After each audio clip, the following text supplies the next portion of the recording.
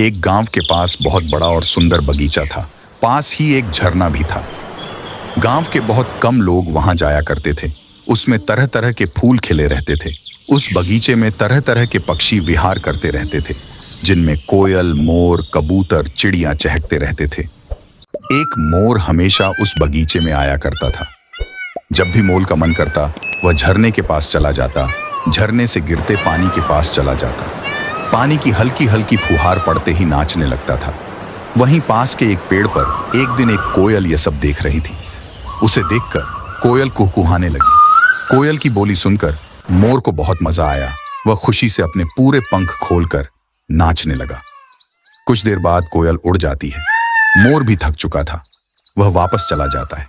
अगले दिन से यही सिलसिला चलने लगता है। पेड़ पर बैठी कोयल अपनी मधुर गले से बहुत अच्छा स्वर निकालती, जिसे सुनकर मोर नाचने लगता था।